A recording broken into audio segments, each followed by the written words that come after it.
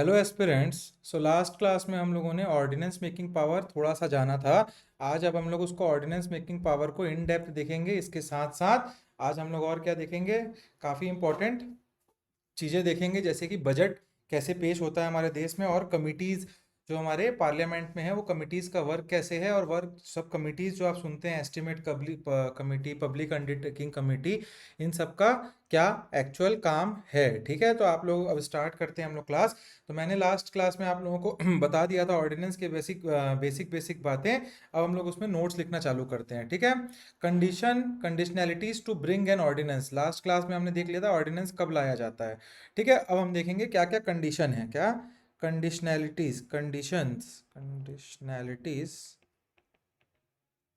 To bring the ordinance, क्या condition है। ठीक है, सबसे बेसिक आप लोगों को पता होना चाहिए, in no way it is possible to enact that law by normal legislation. मतलब कि अगर कोई लॉ को नॉर्मल लेजिस्लेशन से हम नहीं ला सकते, तभी हम ऑर्डिनेंस मेकिंग पावर यूज करेंगे। इसका मतलब क्या है, नॉर्मल लेजिस्लेशन कब लाया जाता है, जब लोकसभा और राज्यसभा, जब हमारा पार्लियामेंट, लोकसभा और राज्यसभा दोनों मिलकर हमारा पार्लियामेंट बनता है। अगर हम लोकसभा और राज्यसभा उस टाइम पे आप मान के चलिए नहीं बैठा है, मतलब देखिए 3 सेशन होते हैं, मानसून सेशन, विंटर सेशन और बजट सेशन। इन पर्टिकुलर टाइम में कोई लॉ लाना है तो क्या गवर्नमेंट क्या करेगी, वहाँ लॉ ले आएगी सीधा और उसको पास करवा देगी और लॉ एक्ट बना लेगी उसको। बट अब केस ऐसा है, कोई इमरजेंसी सिचुएशन आ जाता है, क्या आ जाता है, कोई इमरजेंसी सिचुएशन आ जाता है, और उस इमरजेंसी सिचुएशन में हमारी गवर्नमेंट नहीं ला पाती है, क्या पार्लियामेंट को नहीं बुला पाती है। और ये भी एक सिचुएशन आ जाता है कि पार्लियामेंट को बुलाने का टाइम नहीं होता, इतना इजी नहीं है कि पार्लियामेंट को तुरंत बुलाया जाए। तो क्या किया जाता है, तब हमारी गवर्नमेंट ऑर्डिनेंस मेकिंग पावर अपना यूज करती है और ऑर्डिनेंस लाती है। इसको ऑर्डिनेंस को कैसे लाया जाता है, तो जो आपके कैबिनेट मिनिस्टर होते हैं, वो कैबिनेट मिनिस्टर इस ऑर्डिनेंस को पेन एंड पेपर से, मतलब प्रॉपरली उसको बनाते हैं, क्या वो लॉ होना चाहिए, क्या ज़रूरतें हैं, और वो प्रेसिडेंट को दे दिया जाता है और प्रेसिडेंट उसको प्रोमोगेट करते हैं, क्या करते हैं, ऑर्डिनेंस को लाते हैं। ठीक है, तो ये आपको पता होना चाहिए। लिखिए बेसिक, सबसे पहले लिखिए, in no way it is possible to enact that law via normal legislative process. ठीक है, मतलब नॉर्मल लेजिस्लेटिव प्रोसेस जो है उससे नहीं लाया जा सकता, तभी ऑर्डिनेंस को लाया जाएगा। सेकंड आप क्या इसमें लिखेंगे, सेकंड आप इसमें क्या लिखेंगे, when it is not possible to bring a law to parliamentary enactment, मैंने जो बताया पार्लियामेंट नहीं बैठा है, enactment, then only the president should नहीं, shall resort to the ordinance making power. ठीक है, यही मैंने अभी आप लोगों को बताया था। अब इसके आगे देखते हैं हम, व्हेन विल दिस हैपन, कब होगा ये, व्हेन विल दिस हैपन, कब ऐसा सिचुएशन आएगा। तो मैंने आप लोगों को क्या बताया, जब both house are not in session. तो आप लिखिए, फर्स्ट लिखिए when both the house are not in session. ठीक है, फिर सेकंड लिखिए आप, फिर दूसरा क्या मैंने बताया, when one house is not in session, अगर राज्यसभा बैठी भी है और लोकसभा नहीं है प्रेजेंट, तो क्या बिल पास होगा, नहीं, एक दोनों हाउस से पास कराना होता है ना किसी लॉ को एक्ट बनाने के लिए। तो दूसरा क्या लिखेंगे आप, when one house is not in session. तो ये दो क्राइटेरिया हो गए, अगर दोनों राज्यसभा और लोकसभा सेशन में नहीं बैठे हैं। सेकंड क्राइटेरिया हो गया, अगर भी एक बैठा है बट एक नहीं बैठा है। ठीक है, एक और कंडीशन है, उसको भी लिख लीजिए, there is one more condition, that is president should be satisfied, president should be satisfied, उसको ब्रैकेट में डाल लीजिए ऐसे ही, ठीक है, that circumstance,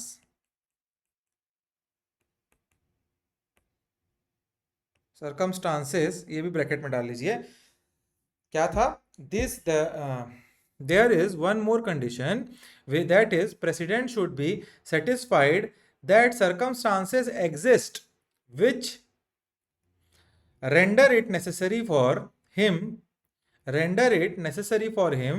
to take an immediate action. ऐसा सिचुएशन आता है, जो प्रेसिडेंट ऑफ इंडिया है वो ऐसे सेटिस्फाइड रहे, उनको ठीक लगे कि ऐसा सर्कमस्टांसेस आ गया है कि उनके पास और कोई चारा नहीं है और ऑर्डिनेंस लाना ही पड़ेगा, इमीडिएट एक्शन, कॉमा, ही में को भी डब्बे में डालिए, ही में promulgate, promulgate such ordinance as the circumstances appear to him, ठीक है, may requires, मतलब वो प्रोमलगेट कर सकते हैं ऑर्डिनेंस को जैसा उस पर्टिकुलर सर्कमस्टांस के हिसाब से उनको लगता है जरूरत है, ठीक है। तो यहाँ पे इम्प्लीकेशन क्या क्या होगा, सबसे पहले इम्प्लीकेशन में लिख सकते हैं आप कि प्रेसिडेंट जो है, president has to be satisfied, ये क्लियर हो गया आपको इस लाइन से, he has to be satisfied, तभी क्या आएगा, ऑर्डिनेंस पास होगा, ऑर्डिनेंस आएगा।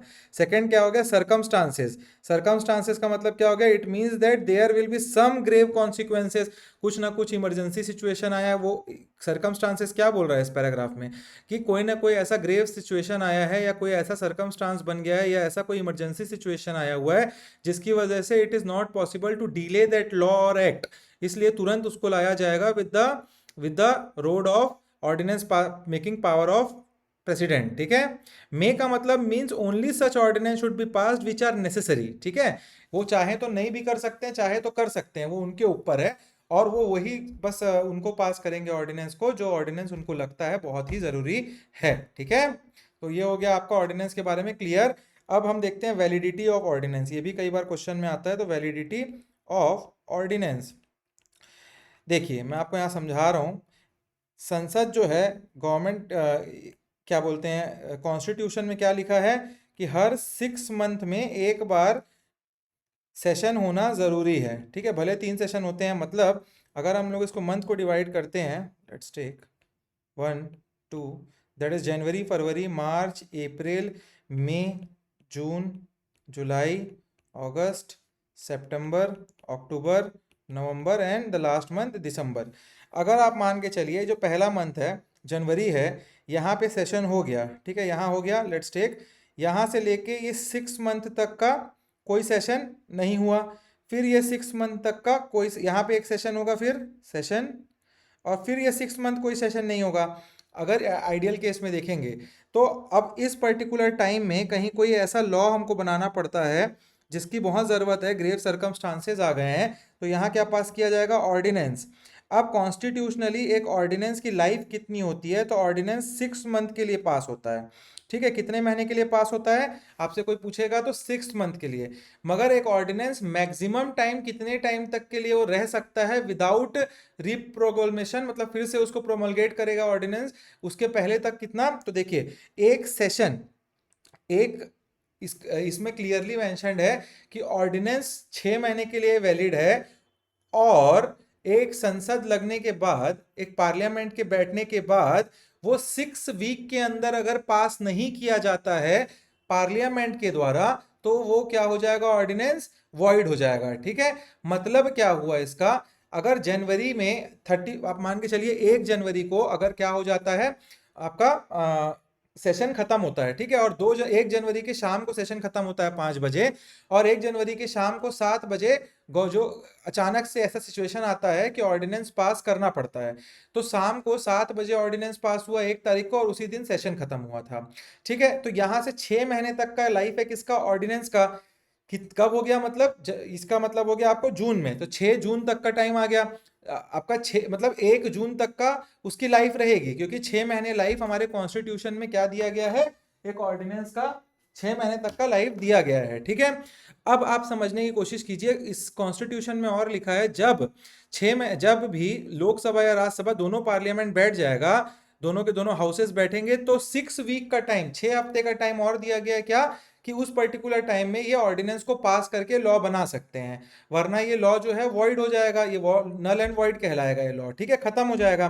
तो अब हम कॉन्स्टिट्यूशनली जानते हैं कि हर 6 महीने में एक बार सेशन होना ही होना है। तो मतलब जो 1 जनवरी का सेशन हुआ था, वो अगली बार कब होगा वो सेशन, दूसरी बार वो होगा 1 जून को। और ये ऑर्डिनेंस कब होगा खत्म वॉइड, 1 जून के सुबह होगा क्या सेशन आपका, वो तो करवाना ही पड़ेगा 1 जून की सुबह, किसको, प्रेसिडेंट को, वो सेशन को, क्योंकि कॉन्स्टिट्यूशन में वो क्लियरली मेंशन्ड है 6 महीने में एक बार सेशन होना है। अब ऑर्डिनेंस उस दिन शाम को खत्म होना है, बट क्योंकि दोनों की दोनों संसद बैठ गई है सुबह, तो 6 हफ्ते का टाइम क्या लिखा है, ऑर्डिनेंस को पास करने का कितना टाइम है इनके पास, 6 हफ्ते का और टाइम है, 6 वीक का। तो यहां से 6 वीक और लाइफ बढ़ जाती है किसकी, ऑर्डिनेंस की। तो मतलब इनको 6 हफ्ते और लाइफ बढ़ जाएगी, तो मैक्सिमम लाइफ कितनी हो गई ऑर्डिनेंस की, अगर ऐसा देखा जाए आइडियल कंडीशन में चीजें होंगी, तो आपको पता होना चाहिए 6 मंथ कॉन्स्टिट्यूशनली है, प्लस 6 वीक इनको और क्या मिला है पास करने के लिए। तो टोटल लाइफ हो गई ऑर्डिनेंस की, मैक्सिमम लाइफ हो सकती है 6 मंथ एंड 6 वीक्स, ठीक है। तो आप लिखिए, अब ये समझ आ गया होगा आप लोगों को, तो लिखिए वैलिडिटी ऑफ ऑर्डिनेंस में, वैलिडिटी ऑफ ऑर्डिनेंस में first point, ordinance shall be once promulgated, comma, shall be laid before both the house of parliament, comma, when they reassemble। Second point लिखेंगे, if ordinance is passed, it will take the shape of a law, full stop। if it is not passed, comma, it will lapse, full stop। Third point लिखिए, it will lapse within 6 weeks, within 6 weeks from the date second house reassembles। Third point लिखिए, it means an ordinance can't sustain without the approval of parliament after 6 months and 6 week, ठीक है। Now the question arises, अगर prelims में आता है, can president withdraw ordinance at any point of time. तो yes, president किसी भी time पे ऑर्डिनेंस को विथड्रॉ कर सकते हैं, उनके पास वो पावर है, ठीक है। अगर क्वेश्चन अराइज होता है कि क्या अगर ऐसा कोई लॉ ऑर्डिनेंस के थ्रू पास कर देती है गवर्नमेंट, जो पावर नहीं है किसकी, पार्लियामेंट के पास जो पावर नहीं है लॉ पास करने की, वो लॉ कहीं ऑर्डिनेंस के थ्रू पास करने की कोशिश की जाती है, तो क्या होगा, तब भी आपको पता होना चाहिए कि ऑर्डिनेंस नल एंड वॉइड हो जाएगा, वो एप्लीकेबल नहीं होगा। चलिए, ऑर्डिनेंस हमारा खत्म। अब नेक्स्ट इंपॉर्टेंट टॉपिक है, दैट इज बजट। तो बजट में आपको पता होना चाहिए, ये हमारे कॉन्स्टिट्यूशन में अंडर आर्टिकल 112 दिया गया है, जिसका टाइटल है एनुअल फाइनेंशियल स्टेटमेंट। हम लोग बजट को क्या बोलते हैं, एनुअल फाइनेंशियल स्टेटमेंट, ठीक है। और ये एनुअल फाइनेंशियल स्टेटमेंट दो हिस्सों में बटा हुआ होता है, that is expenditure and receipt, ठीक है। ये जो रिसिप्ट होता है, ये रिसिप्ट जो होता है वो इनकम साइड को बताता है हमारे। ये एक्सपेंडिचर जो होता है वो दो हिस्से में बटा होता है,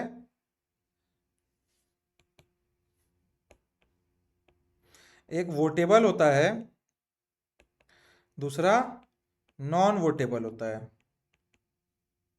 जो वोटेबल होता है वो, उसका मतलब क्या है, दैट इज चार्ज अपॉन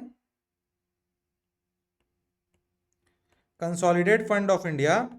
और जो नॉन वोटेबल होता है उसका मतलब होता है चार्ज ऑन, सब बताऊंगा मैं भी, रुक जाइए। कंसोलिडेट फंड ऑफ इंडिया, इतना लिख लिया आप लोगों ने। अब हम लोग अच्छे से समझते हैं पहले बजट का पूरा, फिर हम लोग ये सब डेफिनेशन फेफिनेशन सब लिखते रहेंगे, कोई इशू नहीं है, ठीक है। पहले समझिए, समझना ज़्यादा इंपॉर्टेंट है, नोट सब जगह मिलेंगे आपको। समझ आ गया एक बार जीवन में, कभी नहीं भूलेंगे आप, ठीक है। बजट क्या होता है, सबसे बड़ा क्वेश्चन यहाँ राइज हो रहा है कि बजट क्या होता है, व्हाट इज बजट, ठीक है। तो आपको ये पता होना चाहिए बजट एक ऑफिशियल डॉक्यूमेंट है। क्या है बजट? एक ऑफिशियल डॉक्यूमेंट है, जिसमें क्या होता है, गवर्नमेंट, जो गवर्नमेंट है उस पर्टिकुलर टाइम में, वो गवर्नमेंट अपने income, that is revenue, income क्या होता है, रेवेन्यू, जो पैसा आया, इनकम, और अपने खर्चे, खर्चे, खर्चे का मतलब एक्सपेंडिचर का पूरा प्लान बताती है। तो क्या बोला मैंने अभी, बजट एक ऑफिशियल डॉक्यूमेंट होता है जिसमें गवर्नमेंट अपनी income, that is revenue, and खर्चे, दैट इज एक्सपेंडिचर का टोटल लेखा जोखा पूरा प्लान बताती है, कहां से पैसे आएंगे, कैसे पैसे कहां खर्चा होंगे। हर साल 1 फरवरी को आपको सुनने में आता है बजट आया है, बजट आया है। इस बजट को पेश कौन करता है? तो इस बजट को पेश करते हैं हमारे देश के फाइनेंस मिनिस्टर, जो करेंटली हैं निर्मला सीतारमन जी, ठीक है, उन्होंने पेश किया था। अगर क्वेश्चन में आता है कि कौन से आर्टिकल कॉन्स्टिट्यूशन में कहां लिखा है बजट, तो बजट आर्टिकल 112 के अंडर आता है, जिसका नाम है एनुअल फाइनेंशियल स्टेटमेंट, ठीक है। इसको और बजट को क्या कहा जाता है? एन एनुअल फाइनेंशियल ये स्टेटमेंट, ठीक है। ये एक फाइनेंशियल बिल होता है, आप मान के चलिए, जिसके थ्रू पार्लियामेंट इसको पास करती है, ठीक है, ये बिल को, एनुअल फाइनेंशियल स्टेटमेंट को।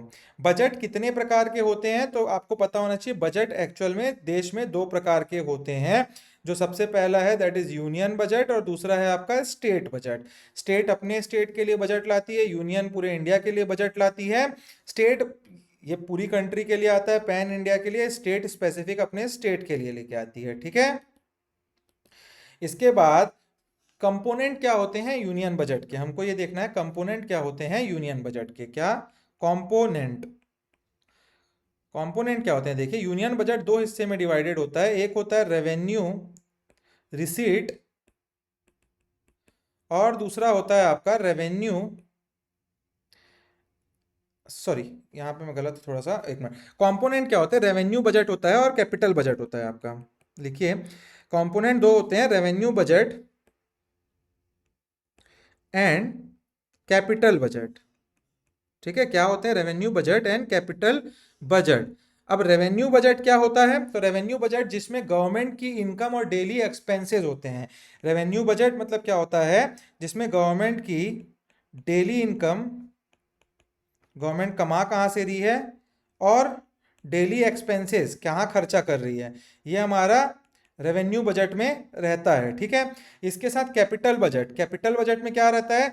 जिसमें लॉन्ग टर्म इन्वेस्टमेंट, गवर्नमेंट जो पीएसयूज बड़े बड़े चीज़ों में इन्वेस्टमेंट करती है, लोन्स देती है, लेती है, और कैपिटल एक्सपेंडिचर जो होते हैं आपके इंफ्रास्ट्रक्चर में, वो सारी चीज़ें होती हैं। तो इसमें क्या होता है? Long term investment, loans, etcetera, ठीक है। तो ये हो गया आपका कंपोनेंट, हो गए 2 हिस्से में बढ़ गया हमारा बजट, दैट इज रेवेन्यू जो डेली खर्चे बताती है, एक कैपिटल हो गया जिसमें लॉन्ग टर्म इन्वेस्टमेंट के बारे में बात करते हैं। अब ये रेवेन्यू जो बजट है आपका, ये 2 हिस्से में डिवाइडेड है रेवेन्यू बजट। किसमें किसमें? तो ये आपका डिवाइडेड है revenue receipt and revenue expenditure, ठीक है। अब ये रेवेन्यू रिसीट जो है आपका, ये क्या होता है? रेवेन्यू रिसीट तो गवर्नमेंट की इनकम बताता है। रेवेन्यू रिसीट मतलब रिसिप्ट होता है ना, आपको रिसिप्ट किसी चीज का मिलता है, उससे क्या मालूम पड़ता है वो कितने रुपए का खर्चा हुआ, कितने रुपए का जूता है, कितने रुपए आपने होटल में खाना खाया। तो वही रेवेन्यू रिसीट में क्या होता है? गवर्नमेंट के टैक्स और नॉन टैक्स खर्चे बताती है, tax and non tax income. Receipt है ना, तो इनकम बताती है। क्या? Tax and non tax income of government यहाँ पे मालूम पड़ेगा। अब रेवेन्यू एक्सपेंडिचर में क्या मिलेगा, रेवेन्यू एक्सपेंडिचर में गवर्नमेंट के जो डेली खर्चे हैं, क्या डेली के जो खर्चे हैं, जैसे कि क्या है गवर्नमेंट के डेली के खर्चे, सैलरीज देती है गवर्नमेंट अपने एम्प्लॉय को। इसके बाद और क्या खर्चे हो गए, सब्सिडीज देती है अलग अलग चीज़ों में, गैस में सब्सिडी, पेट्रोल में किसी किसी में, तो सब्सिडीज की बात खर्चे। फिर इंटरेस्ट पेमेंट, गवर्नमेंट क्या होता है बहुत सारे लोन लेके रखी होती है बाहर के इंस्टीट्यूशन से, कहीं कहीं से, उनके इंटरेस्ट पेमेंट। तो आपका जो रेवेन्यू बजट है वो डेली गवर्नमेंट के इनकम और डेली एक्सपेंसेस को बताता है। तो डेली इनकम और एक्सपेंसेस को हम लोग दो हिस्से में डिवाइड करते हैं, revenue receipt and revenue expenditure. Revenue receipt में आपका टैक्स और नॉन टैक्स से कितना इनकम हुआ गवर्नमेंट को वो बताता है। टैक्स मतलब क्या हो गया, आप जो डायरेक्ट टैक्स लगाते हैं, जो इनडायरेक्ट टैक्स लगाते हैं, वो सारी चीज़ें। नॉन टैक्स मतलब जो गवर्नमेंट अर्निंग करती है अपनी, वो सब। ठीक है। इसके बाद डेली एक्सपेंसेस क्या होते हैं, वो रेवेन्यू एक्सपेंडिचर में होता है। डेली एक्सपेंस क्या होता है गवर्नमेंट का, सैलरीज, सब्सिडीज, इंटरेस्ट पेमेंट, ये सारी चीजें। ठीक है। इसके बाद हमारा रेवेन्यू के बाद हम देखेंगे कैपिटल में भी दो हिस्से होते हैं, कैपिटल में भी दो हिस्से होते हैं। और कैपिटल में दो हिस्से में क्या डिवाइडेड होता है, कैपिटल में होता है कैपिटल रिसीट और कैपिटल एक्सपेंडिचर। ठीक है। अब कैपिटल रिसीट क्या होता है, आपका जो गवर्नमेंट जो पैसे लोन या एसेट बेचने से कमाती है। अभी जैसे डिसइन्वेस्टमेंट करती है गवर्नमेंट, एयर इंडिया का डिसइन्वेस्टमेंट कर रहे थे, अलग अलग पीएसयू एलआईसी का डिसइन्वेस्टमेंट चल रहा था, तो उससे जो गवर्नमेंट को पैसे इनकम आते हैं वो सब आपके कैपिटल रिसिप्ट में आते हैं। कैपिटल बेच के आया, कैपिटल मतलब क्या, जो आपकी जमीन ली हुई है, आपके पास कैपिटल क्या है, घर, गाड़ी, ये आपका कैपिटल है। तो गवर्नमेंट का कैपिटल इज लाइक कि बड़े बड़े जो इंडस्ट्रीज गवर्नमेंट के पास हैं, उसको जब डिसइन्वेस्ट करते हैं, उसको सेल आउट करते हैं, तो जो पैसे आते हैं वो आपके कैपिटल रिसीट के अंदर ही आते हैं। तो कैपिटल रिसीट में क्या आ जाएगा, गवर्नमेंट जो पैसे लोन या एसेट बेच के लाती है, क्या लोन या एसेट बेच के लाती है। ठीक है। तो आप लोग ऐसे ही बनाते रहिएगा तो इजी पड़ता है। ठीक है। आप लोगों को बता रहा हूं मैं, वर्डिंग जो होती है उसमें आप समझेंगे तो बहुत टफ हो जाता है। ठीक है। रिसीट हो गया ये। अब कैपिटल एक्सपेंडिचर क्या हुआ, गवर्नमेंट जो पैसे रोड बनाने में, स्कूल बनाने में, रेलवे खर्चा करती है, रेलवे बनाने में या लॉन्ग लॉन्ग टर्म प्रोजेक्ट बनाने में खर्चा करती है, वो हो गया कैपिटल एक्सपेंडिचर। इन पैसों से कोई इंफ्रास्ट्रक्चर बन रहा है, इसलिए उसको बोला जाता है कैपिटल एक्सपेंडिचर। क्या क्या मैंने बोला, रोड, स्कूल, ठीक है, रोड, स्कूल, रेलवेज, तो ये सारे में जब खर्चा होता है तो इसको बोलते हैं हम लोग क्या, जो मैंने अभी बता दिया आप लोगों को, एक्सपेंडिचर, कैपिटल एक्सपेंडिचर। ठीक है। Now let us move towards type of budgeting. Type of budgeting, budgeting कितने टाइप की होती है, तो बजटिंग आपको पता होना चाहिए, तीन टाइप की बेसिकली होती है। दैट इज, सबसे पहला बैलेंस्ड बजटिंग होती है। क्या होती है, बैलेंस्ड बजटिंग। दूसरा आपका होता है सरप्लस बजटिंग, सरप्लस बजटिंग। तीसरा आपका होता है डेफिसिट बजटिंग। अब बैलेंस बजटिंग क्या हो गया, जितना आपने कमाया, जितना गवर्नमेंट ने अर्न किया, उतना ही गवर्नमेंट ने एक्सपेंडिचर किया। ठीक है, उतना ही गवर्नमेंट ने एक्सपेंडिचर किया। सरप्लस मतलब क्या, जितना अर्निंग किया, रेवेन्यू जितना आया वो ज्यादा रहा एक्सपेंडिचर से। डेफिसिट मतलब रेवेन्यू कम रहा, पैसे कम कमाए, एक्सपेंडिचर ज्यादा किया। इसमें क्या हो गया आपका, इसका मतलब कि लोन लेके कहीं बाहर से कैसे भी करके हमने किया है। तो क्या हो गया बैलेंस बजटिंग, मैंने क्या बोला, जब गवर्नमेंट की इनकम और एक्सपेंडिचर बराबर होता है। ठीक है, इस इक्वल है। सरप्लस बजटिंग मैंने क्या बताया, जब गवर्नमेंट की इनकम ज़्यादा होती है, एक्सपेंडिचर कम होता है। तीसरा हो गया डेफिसिट बजटिंग, वो क्या मैंने बोला आपको, जब गवर्नमेंट की एक्सपेंडिचर इनकम से ज़्यादा होती है। वो इंडिया में मोस्टली आपको इसी टाइप की बजटिंग देखने को मिलेगी, डेफिसिट बजटिंग। हमारी बजटिंग हमेशा डेफिसिट बजटिंग ही रहती है। Now let us talk about some of the important terminologies related to budgeting. सबसे पहली टर्मिनोलॉजी क्या है, फिस्कल डेफिसिट। बहुत पेपर में पढ़ा होगा, सुना होगा आप लोगों ने, कभी समझ नहीं आया होगा, आज आ जाएगा एक लाइन में। फिजिकल डेफिसिट, फिस्कल डेफिसिट कुछ नहीं होता जब गवर्नमेंट के खर्चे इनकम से ज्यादा होते हैं। क्या, खर्चे, एक्सपेंडिचर ऑफ द गवर्नमेंट, जब गवर्नमेंट अपने चादर से ज्यादा पैर फैला के पैसे खर्चा करती है, उसको ही बोलते हैं हम लोग fiscal deficit. Expenditure is more than revenue. ठीक है, जब एक्सपेंडिचर ज्यादा होता है उसी को पेपर में आता है फिस्कल डेफिसिट बढ़ गया। फिस्कल डेफिसिट बढ़ गया, इसका मतलब कि गवर्नमेंट ने खर्चा ज्यादा कर लिया, कमाई कम है, खर्चा ज़्यादा है। ठीक है, तो ये आपको पता होना चाहिए। सेकंड है आपका रेवेन्यू डेफिसिट। क्या है? Revenue deficit. ये भी टर्मिनोलॉजी बहुत ही यूज होती है न्यूज़पेपर्स में। रेवेन्यू डेफिसिट क्या है? जब रेवेन्यू एक्सपेंडिचर रेवेन्यू रिसीप्ट से ज्यादा हो। मैंने क्या बताया था आप लोग को? रेवेन्यू एक्सपेंडिचर मतलब जो गवर्नमेंट की इनकम है, और रेवेन्यू एक्सपेंडिचर जो गवर्नमेंट के खर्चे हैं, और रेवेन्यू रिसीट जो गवर्नमेंट इनकम करती है, ठीक है, टैक्सेस और नॉन टैक्सेस से। तो उसका जब डिफरेंस आएगा उसको बोलेंगे रेवेन्यू रिसिप्ट। क्या हो गया? जब रेवेन्यू एक्सपेंडिचर ज्यादा है रेवेन्यू रेसिट से। ठीक है, फिर तीसरा हो गया कैपिटल डिफिसिट। ये भी आपको पता होगा, तो अभी ऊपर कैपिटल मैंने बताया, उसी में कैपिटल एक्सपेंडिचर ज्यादा है किससे? कैपिटल रिसीट से। ठीक है, कैपिटल, ये भी लिख लीजिएगा वैसे ही आप, कैपिटल डेफिसिट। डेफिसिट का मतलब होता है घाटा। तो घाटा, कमाई से ज्यादा खर्चा करोगे तो घाटा ही ना होगा। इसके बाद आखिरी आता है, काफी आप लोग न्यूज में पढ़े होंगे, प्राइमरी डेफिसिट। अब प्राइमरी डेफिसिट क्या होता है? प्राइमरी डेफिसिट कुछ नहीं है, fiscal deficit minus interest payment on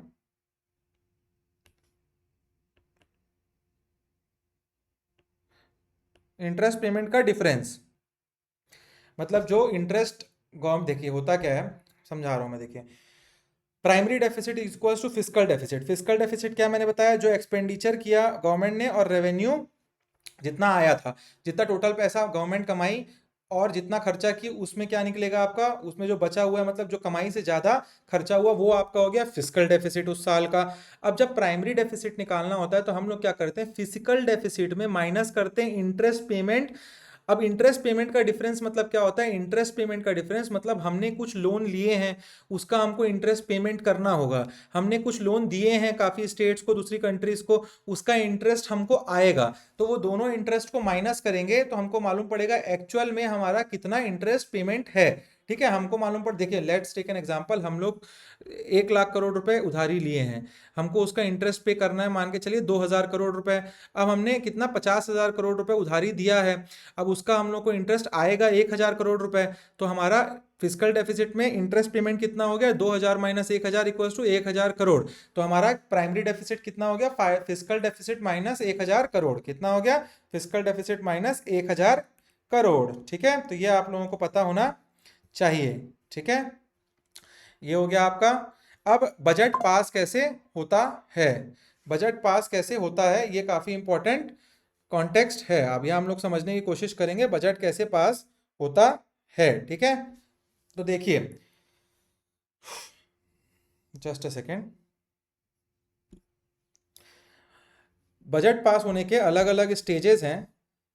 एक सेकेंड, चला गया। बजट पास होने के अलग अलग स्टेजेस हैं, उन सारे स्टेजेस को हम लोग देखने की कोशिश करेंगे। ठीक है, सबसे पहला क्या होगा बजट पास करने में? जो आपके फाइनेंस मिनिस्टर है, जैसे निर्मला सीतारमन जी हैं, वो क्या करेंगी? वो क्या करेंगी अभी? वो फिनेंस मिनिस्टर लोकसभा में क्या करेंगी? बजट को पेश करेंगी। ठीक है, बजट को पेश करेंगी। ठीक है, ये प्रेजेंट होगा। इसके बाद जो एमपी होंगे, बजट के प्रपोजल में डिबेट करेंगे। क्या करेंगे? मेंबर ऑफ पार्लियामेंट बजट जो आया है उसके प्रपोजल के ऊपर डिबेट करेंगे। ठीक है, इसके बाद पार्लियामेंट जो है अप्रूव करेगी किसको? बजट को। पार्लियामेंट क्या करेगी? अप्रूव करेगी बजट को। इसके बाद अगर पार्लियामेंट, ये लोकसभा राज्यसभा दोनों से अप्रूव हो गया, तो ये जाएगा प्रेसिडेंट के साइन के लिए। प्रेसिडेंट का साइन हो जाएगा तो बजट इंप्लीमेंट हो जाएगा, बजट पास हो जाएगा। ठीक है, आपको ये पता होना चाहिए। इसके बाद और कुछ अलग अलग टाइप के इंपॉर्टेंट बजट होते हैं, that is vote on account. Vote on account क्या होता है? वोट ऑन अकाउंट आपको पता होना चाहिए, जब पूरा बजट पास नहीं हो पाता है तो टेम्पररी बजट पास किया जाता है, उसी को बोलते हैं वोट ऑन अकाउंट। जब बजट के ऊपर डिस्कशन चल रहा है और गवर्नमेंट को डे टू डे एक्सपेंडिचर के लिए पैसा चाहिए होता है, तो वोट अकाउंट पास किया जाता है और इसमें पैसे निकाले जाते हैं उस पर्टिकुलर टाइम के। जैसे बजट अभी फरवरी में पास हुआ तो 3-4 महीने, 2 महीने 3 महीने लगते हैं उन बजट के पैसे को निकलने में, इंप्लीमेंट होने में। तो ये 2 से 3 महीने कहाँ से चलेगी गवर्नमेंट? तो वोट ऑन अकाउंट निकाला जाता है। सेकेंड हो गया इंटरिम बजट। इंटरिम बजट क्या होता है? जिस साल इलेक्शन होने वाले होते हैं उस साल पूरा बजट नहीं लाया जा सकता, क्योंकि फरवरी में इलेक्शन, जनरली मई में हमारे इलेक्शन होते हैं, फरवरी में बजट आता है। तो हम इंटरिम बजट लाते हैं इलेक्शन ईयर में, इसको टेम्पररी बजट माना जाता है, उन 3 से 4 महीनों के लिए बस लाया जाता है, फिर नया गवर्नमेंट आता है तो नया बजट लेके आता है, ठीक है, तो वो होता है इंटरिम बजट। थर्ड आप लिख सकते हैं उसी में कि इकोनॉमिक सर्वे बजट के पहले दिन रिलीज होता है। क्या होता है, एक दिन पहले रिलीज होता है। अगर 1 फरवरी को बजट आना है तो 31 जनवरी को क्या आएगा, इकोनॉमिक सर्वे।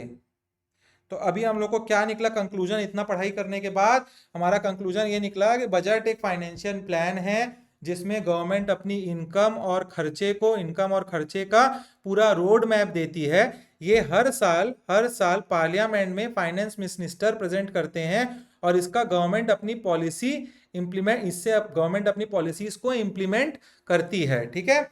जैसे 2000 देखिए रियल लाइफ एग्जांपल आप देखेंगे तो देखिए 2023 का जो बजट था, 2023 का बजट था, वहाँ कैपिटल एक्सपेंडिचर 10 लाख करोड़ तक बढ़ाया गया। जो एक्सपेंडिचर किसके लिए था, आपका डेवलपमेंट के लिए था, ठीक है। तो ये आप लोगों को पता होनी चाहिए। अब चलिए आप लोग क्या लिख लेंगे, आप लोग क्या लिख लेंगे, नोट्स। नोट्स भी बहुत इंपॉर्टेंट है। चलिए लिखिए, बजट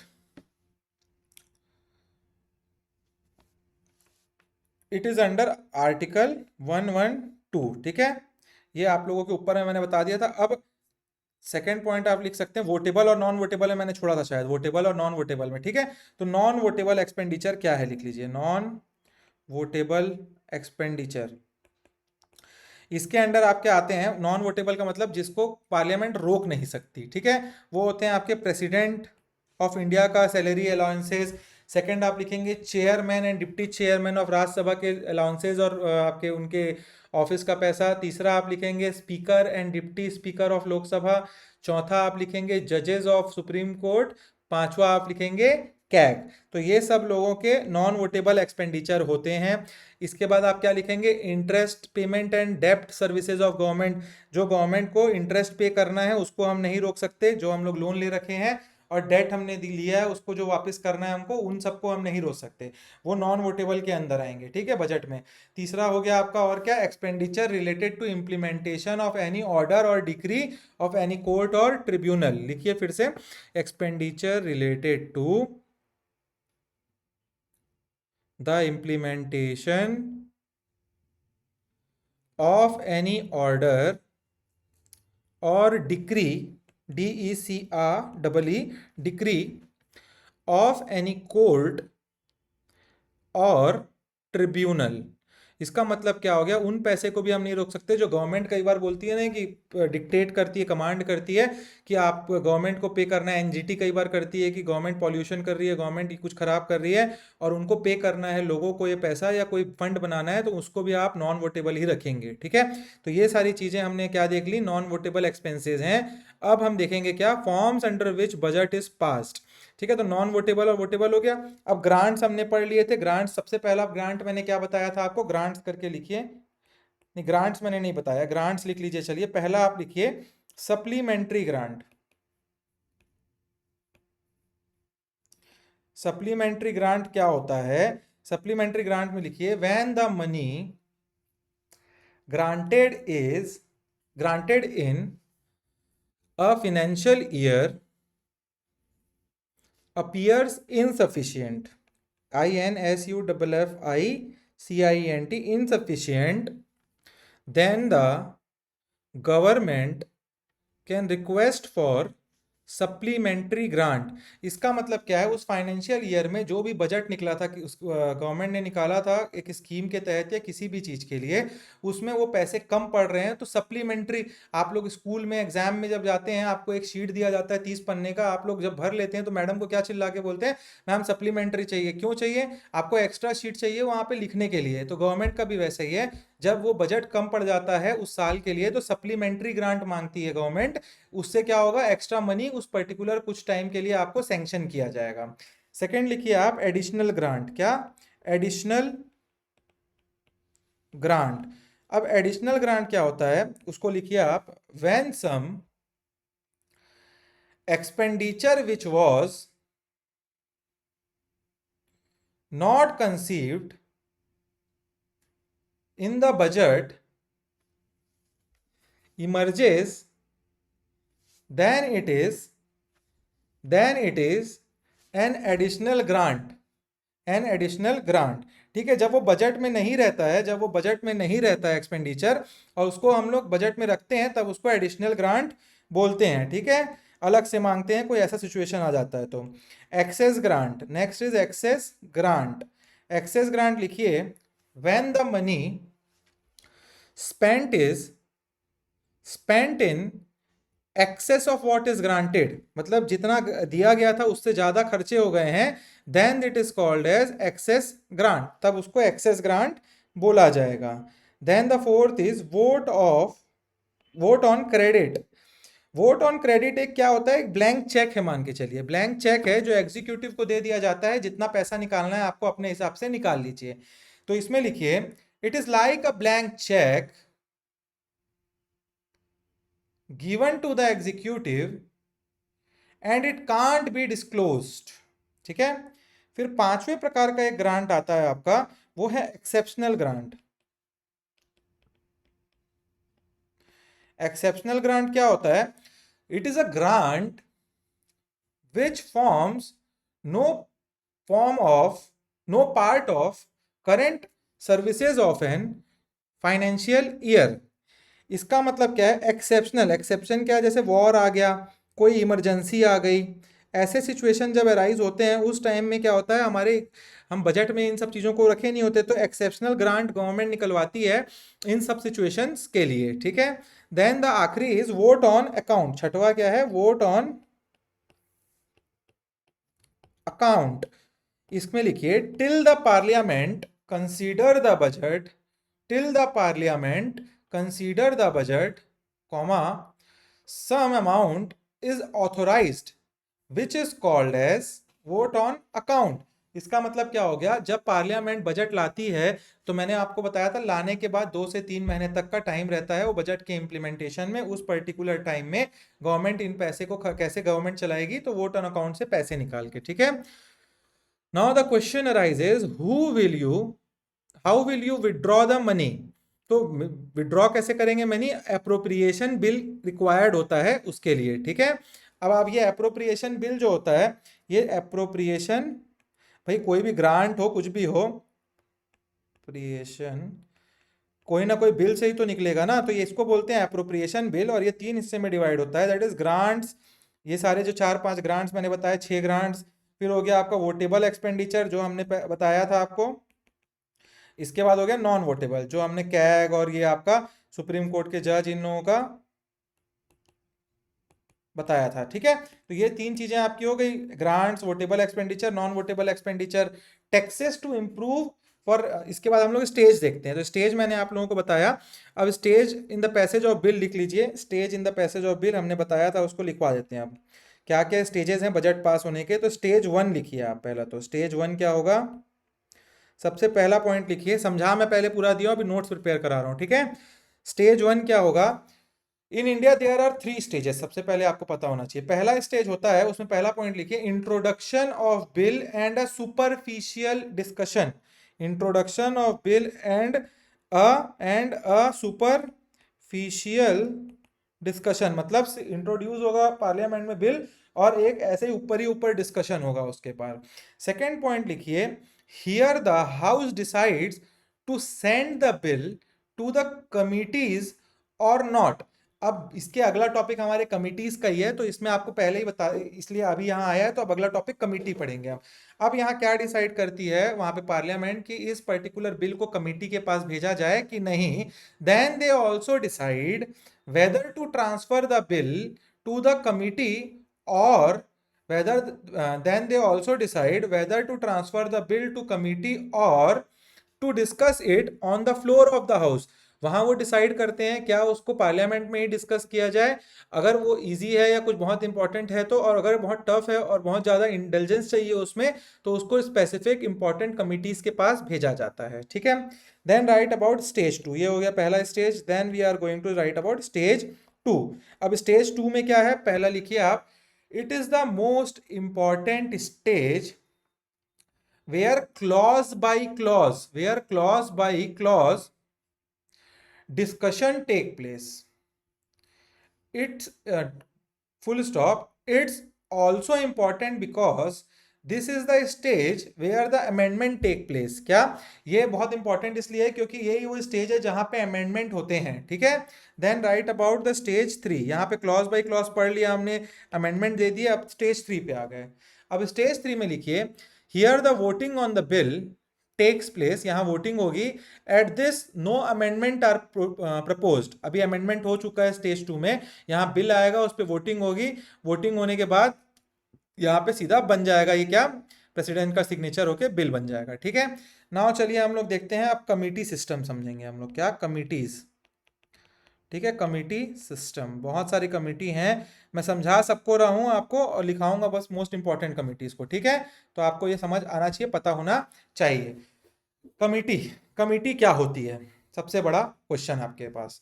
तो कमिटी एक छोटी सी ग्रुप होती है, एक ग्रुप होता है, मान के चलिए बहुत सारे एमपीज का छोटा सा ग्रुप होता है, मतलब कुछ एमपीज का ग्रुप होता है, मेंबर ऑफ पार्लियामेंट का, जो स्पेसिफिक इशू में, किसमें, स्पेसिफिक कोई पर्टिकुलर इशू के लिए बनाई जाती है, स्पेसिफिक इशू का, इशू या इशू का काम को एनालाइज करता है, ठीक है, करता है और रिपोर्ट देता है। तो ये एक्चुअली में क्या होता है, एक आपके कमेटी का काम होता है। क्या होता है कमेटी का काम, एक छोटा सा ग्रुप होता है, वो एक स्पेसिफिक कोई भी टॉपिक होता है उसके ऊपर क्या करता है, एनालाइज करता है, रिपोर्ट बनाता है और पार्लियामेंट को सबमिट करता है। ये पार्लियामेंट का काम और भी इफेक्टिव कर देता है। पार्लियामेंट का काम क्या है, इफेक्टिवली हर एक लॉ को इंडल्ज करके गवर्नमेंट के लिए बनाना। तो ये क्या करता है, ये जो कमिटीज हैं पार्लियामेंट को काम करने में, इफेक्टिवली मैनेज करने में मदद करती है सबसे पहले तो, ठीक है। क्योंकि इससे आपका ज़्यादा अच्छा इंटेलिजेंस हो रहा है लॉ का, और लॉ में कोई केवियट है तो अलग से टीम जो है वो बैठ के उनका काम वही रहेगा। जो ये संसद लगने के बाद, जो सेशन के बाद पूरे टाइम क्या करेंगे मेंबर ऑफ पार्लियामेंट, तो ये सब काम करते हैं। पार्लियामेंट में कई सारे बिल होते हैं, कई सारे और इशू आते हैं उन बिलों में, तो सब एमपी हर टॉपिक पर डिटेल में डिस्कस नहीं कर सकते हैं। भाई हर एमपी थोड़ी ना डिस्कस करेगा हर टॉपिक के ऊपर, इसलिए कमिटीज बनाई जाती हैं, वो स्पेसिफिकली हर टॉपिक के ऊपर अच्छे से बात करती है, समझती हैं और आपको प्रेजेंट करती हैं, ठीक है।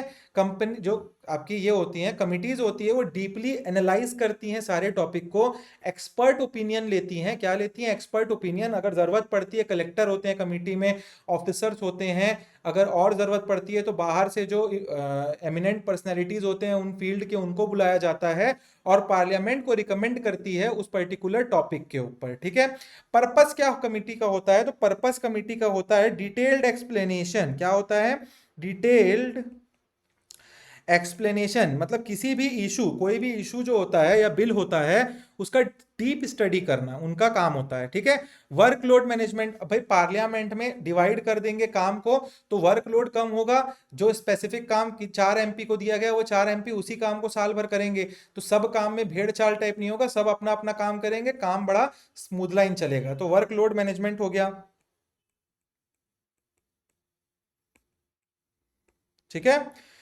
इसके बाद क्या हो गया, ट्रांसपेरेंसी एंड अकाउंटेबिलिटी। भाई वो जो ग्रुप बनते हैं उसमें अपोजिशन के भी लोग होते हैं, सारे पार्टी को हिस्सेदारी मिलती है अपने अपने परसेंटेज के हिसाब से, जितना उनका परसेंटेज है संसद में। तो यहाँ पे ट्रांसपेरेंसी एंड अकाउंटेबिलिटी लिख लीजिएगा आप, ठीक है। ट्रांसपेरेंसी एंड अकाउंटेबिलिटी, ये क्या लिख रहे हैं हम लोग, पर्पस क्या है वो देख रहे हैं। डिटेल्ड हो गया आपका workload management, transparency and accountability. Policy improvement, policy और लॉ बेटर बनते हैं, इससे ज़्यादा अच्छे से सोचा जाता है, तो पॉलिसी इंप्रूवमेंट, ठीक है। और सबसे मेन एक्सपर्ट एडवाइस, मैंने बताया ना एक्सपर्ट बुलाते हैं बाहर से कमिटीज के लिए, तो एक्सपर्ट एडवाइस भी मिल जाती है, ठीक है। अब टाइप ऑफ कमिटी देखते हैं हम लोग, टाइप ऑफ कमिटीज। कमिटी कितनी प्रकार की होती हैं, तो टाइप ऑफ कमिटी, कमिटी 2 प्रकार की होती हैं। एक हो गया आपका परमानेंट इन नेचर, तो उसको बोलते हैं हम परमानेंट, परमानेंट कमिटी, और एक होती है एडहॉक कमिटी जो आपका परमानेंट इन नेचर नहीं होती हैं, ठीक है।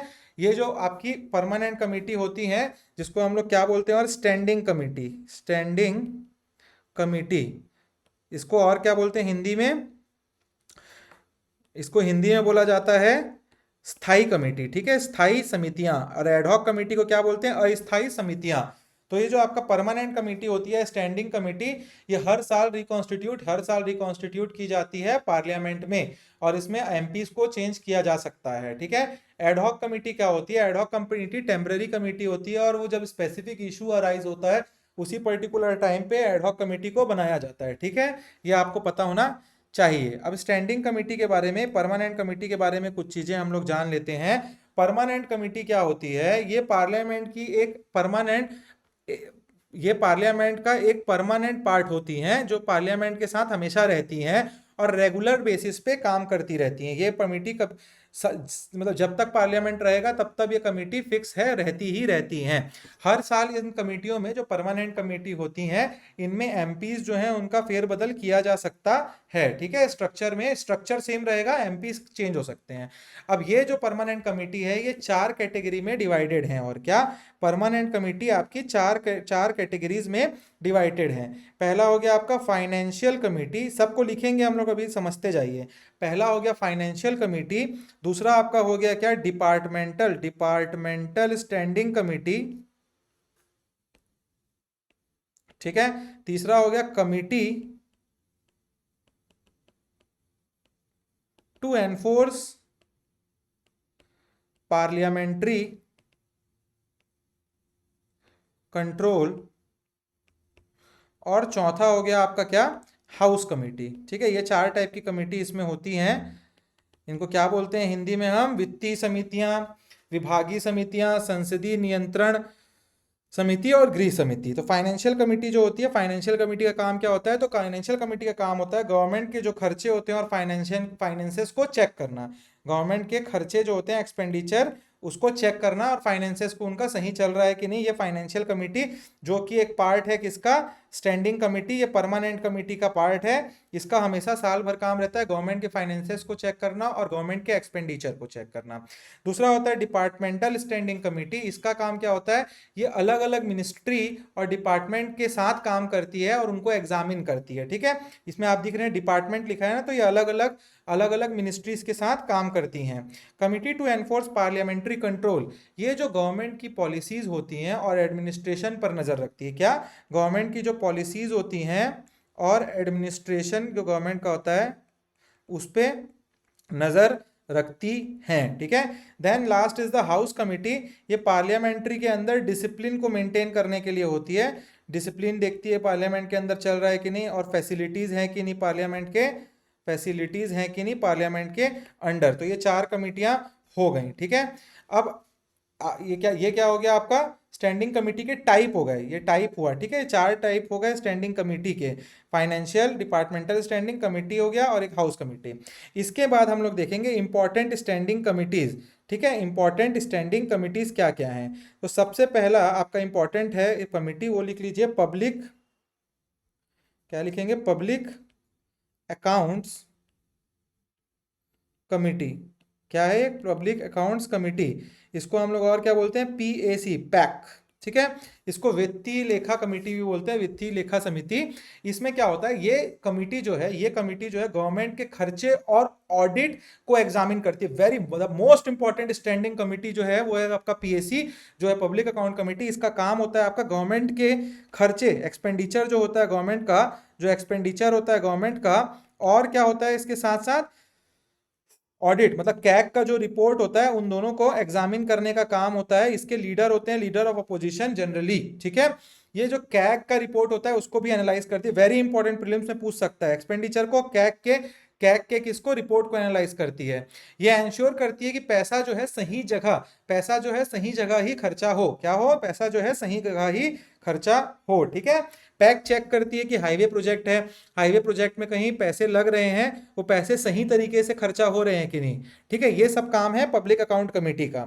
सेकंड हो गया आपका क्या? सेकंड क्या हो गया? Estimate committee. क्या हो गया? Estimate committee. अब एस्टीमेट कमेटी का क्या काम है? इसके जो मेंबर होते हैं सारे के सारे लोकसभा से होते हैं, और एस्टीमेट कमेटी का काम है गवर्नमेंट के बजट को रिव्यू करना। एस्टीमेट मतलब आप किसी भी चीज का एस्टीमेट निकालते हैं ना, बोलते हैं भाई इसका एस्टीमेट निकाल के बता कितने रुपए का होगा। तो ये जो गवर्नमेंट का बजट होता है उसके एस्टीमेट्स को रिव्यू करती है कि क्या गवर्नमेंट ने जब बजट बनाया और किसी स्पेसिफिक टास्क के लिए, पॉलिसी के लिए पैसे दिए हैं, उसमें उतना खर्चा आएगा। अगर नहीं आएगा, लेट्स से कि कोई अगर ऐसा एक प्रोजेक्ट है इंफ्रास्ट्रक्चर का, रोड बनाने का एक प्रोजेक्ट है, उसमें गवर्नमेंट ने एस्टिमेट किया कि 10,000 करोड़ रुपए खर्चा आएगा और बजट में उसको एलोकेट किया 10,000 करोड़ रुपीस, तो एस्टिमेट कमिटी उसमें पूरा एनालिसिस करेगी और वो निकाली कहेगी 9500 9,500 करोड़ रुपीस में वो बन सकता है, तो वो उसमें एनालिसिस करके वो कमिटी दे सकती है कि इसको 9,500 करोड़ करिए, ये तरीके हैं, इससे आप लोग इसको कम कर सकते हैं। तो एस्टिमेट कमिटी, जिसका नाम क्या होता है, अनुमान समिति, वो क्या काम करती है आपका, वो एस्टिमेट रिव्यू करती है किसका, गवर्नमेंट के बजट का। ठीक है, estimate review of government's budget. Okay, then the next is, third one is committee on public undertaking. लिखिए कमिटी ऑन, देखिए जो मैं बोल रहा हूं उसको अपने इजी लैंग्वेज में भी लिखते रहिए आप लोग, ठीक है, मैं तो लिखाऊंगा ही लिखाऊंगा। उसका रीजन कि जितना इजी लैंग्वेज में लिखेंगे एग्जांपल्स के साथ आप, जो मैं इसीलिए बोलता हूँ जो भी मैं बोल रहा हूँ each and everything is important. हो सकता है मैं जो डिक्टेशन दे रहा हूँ वो ज़्यादा टफ हो और ये मैं बोल रहा हूँ वो आसान हो, तो आप जो भी आपको है दोनों चीज़ें लिखते रहिएगा कि बाद में जब आप रिवाइज करें तो आपको सब चीज़ें याद आए। ठीक है, एग्जाम्पल के साथ, कमिटी ऑन पब्लिक, क्योंकि एवरीथिंग जो मैं 2 घंटे 1 घंटे में बोल रहा हूँ वो हर चीज लिखाना is not possible. Undertaking, public of undertaking, government of India के ओन्ड जो पीएसयूज होते हैं, जैसे एलआईसी हो गया, ओएनजीसी हो गया, बीएसएनएल हो गया, उन सब के काम को एनालाइज करती है। क्या करती है आपकी public undertaking, public PSU, public undertaking committee है ये। तो गवर्नमेंट की खुद की ओन्ड सब्सिडियरी कंपनियां हैं, जिसको हम लोग क्या बोलते हैं, पब्लिक अंडरटेकिंग गवर्नमेंट कंपनीज। जैसे आपका क्या हो गया, ओएनजीसी हो गया, एलआईसी हो गया, भेल हो गया, गेल हो गया, सेल हो गया, ये सारे जो कंपनीज हैं, इनका जो आपका गवर्नमेंट जो है उसको एनालाइज कौन करता है, तो वो करती है committee on public undertaking. Let's take an example, अगर बीएसएनएल की सर्विसेज में लॉस हो रहा है तो उसका लॉस क्यों हो रहा है वो ये कंपनी रिपोर्ट देगी। ठीक है, तो ये कंपनी का नाम काम वही है। ठीक है, then the fourth committee is departmental standing committee.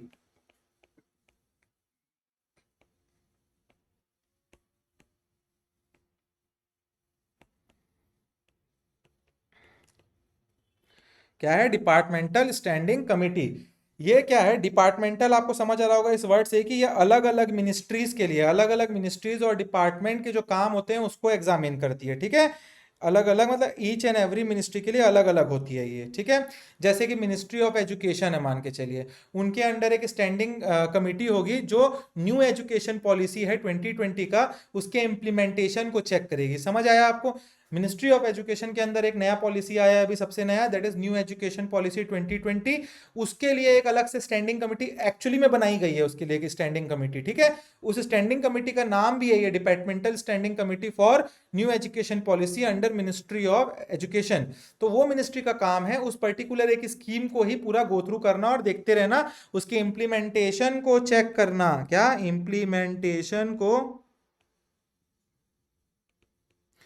Check करना। ठीक है, then the fifth is committee on government assurance. ठीक है, क्या, कमिटी ऑन गवर्नमेंट एश्योरेंस।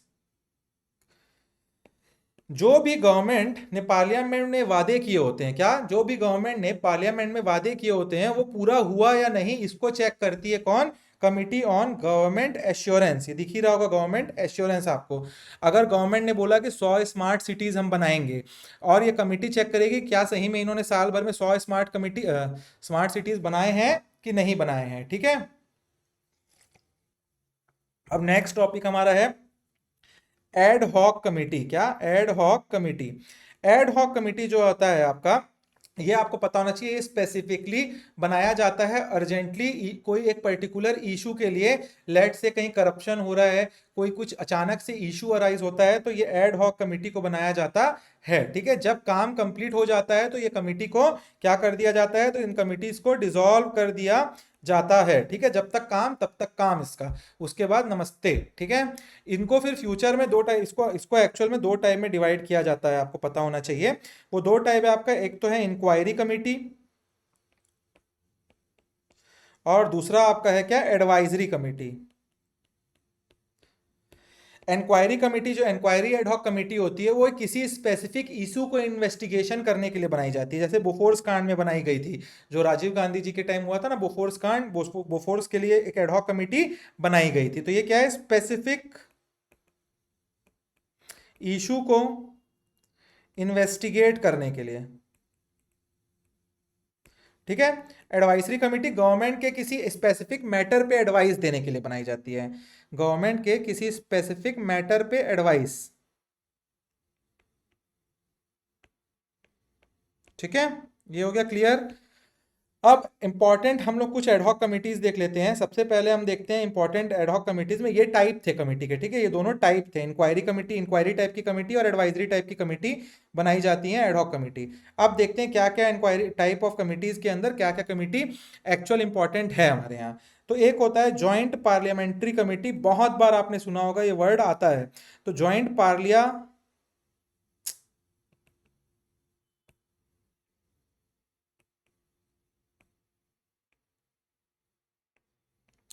जो ज्वाइंट पार्लियामेंट्री कमेटी होती है, जिसको और क्या बोलते हैं हम, जेपीसी, जेपीसी बनाओ बोलते हैं ना, संयुक्त संसदीय समिति, जिसको हम लोग न्यूज में देखते हैं, आज तक और एबीपी न्यूज जो सब में आते हैं, संयुक्त संसदीय कमेटी बनाई गई है, यही है वो जेपीसी, जिसको बोलते हैं ज्वाइंट पार्लियामेंट्री कमेटी। इसका क्या है, ये किसी भी इंपॉर्टेंट नेशनल इशू या स्कैम की इन्वेस्टिगेशन के लिए बनाया जाता है। किसके लिए, कोई भी इंपॉर्टेंट नेशनल इशू हो रहा होगा, ठीक है, कोई स्कैम हुआ, तो बोफोर्स कांड हुआ था, ये सब हुआ था, जैसे 2G स्कैम हुआ था, ठीक है, 2G स्कैम के लिए बनाई गई थी जेपीसी। इसके बाद विजय माल्या वाला के का जो आपका लोन फ्रॉड हुआ था, उसके लिए बनाई गई थी जेपीसी। तो ये जब जो इंपॉर्टेंट और उस पर नेशनली इंपॉर्टेंट होता है और कोई स्कैम टाइप का होता है, तब जेपीसी ज्वाइंट पार्लियामेंट्री कमेटी बनाई जाती है। Then the second ad hoc committee is select committee. क्या हो गया, सेलेक्ट कमिटी। सेलेक्ट कमिटी कब बनाई जाती है, तो सेलेक्ट कमिटी बनाई जाती है जब कोई इंपॉर्टेंट बिल होता है तो उसका डिटेल में एनालाइज करने के लिए बनाया जाता है, ठीक है, कोई इंपॉर्टेंट बिल के डिटेल्स को एनालाइज करने के लिए बनाया जाता है सेलेक्ट कमिटी। तो ये आपको पता होना चाहिए, सेलेक्ट कमिटी कब बनाई जाती है, किसी इंपॉर्टेंट बिल के एनालिसिस के लिए। फिर तीसरा हो गया हमारा प्रिविलेज कमिटी। क्या हो गया, प्रिविलेज कमिटी। इसको बोला जाता है क्या, विशेष अधिकार कमेटी, हिंदी में कहीं आपको जानना है तो विशेष अधिकार कमेटी, प्रिविलेज कमेटी। अगर किसी मेंबर ऑफ पार्लियामेंट का प्रिविलेज क्या होता है, अगर किसी मेंबर ऑफ पार्लियामेंट का प्रिविलेज वॉयलेट होता है, क्या होता है, मेंबर ऑफ पार्लियामेंट का प्रिविलेज जो है वॉयलेट होता है, तो ये कमिटी उस मैटर को एग्जामिन करती है। देखिए, मेंबर ऑफ पार्लियामेंट को पार्लियामेंट के मेंबर होने के कारण कुछ प्रिविलेजेस मिलते हैं, they are having the right to say anything. क्यों, क्योंकि वो वहां पे एक्सप्रेस करेंगे तभी तो लॉज अच्छे बनेंगे, तो उनके ऊपर प्रिविलेजेस होते हैं कि कोई कटाक्ष नहीं कर सकता, बहुत उनके वर्ड्स को कोई गलत वे में प्रेजेंट नहीं कर सकता। अगर ऐसा कोई वॉयलेट करता है, कोई किसी का बयान होता है पार्लियामेंट के अंदर और उसको कोई न्यूज एजेंसी, कोई न्यूज़पेपर अलग तोड़ मरोड़ के पेश करता है और वो गलत वे में पेश करता है, तो प्रिविलेज कमेटी बनाई जा सकती है। क्यों, क्योंकि उसने वॉयलेट किया है मेंबर ऑफ पार्लियामेंट के प्रिविलेज को, ठीक है, तो ये आपको पता होनी चाहिए। Then the fourth is ethics committee. Ethics committee का क्या काम है, एथिक्स कमिटी जो होती है आपका, वो मेंबर की एथिकल बिहेवियर और मिसकंडक्ट को ध्यान रखती है। कई बार आप लोगों ने देखा होगा, मेंबर ऑफ पार्लियामेंट हमारे आयल के अंदर घुस जाते हैं स्पीकर के, that is not at all good.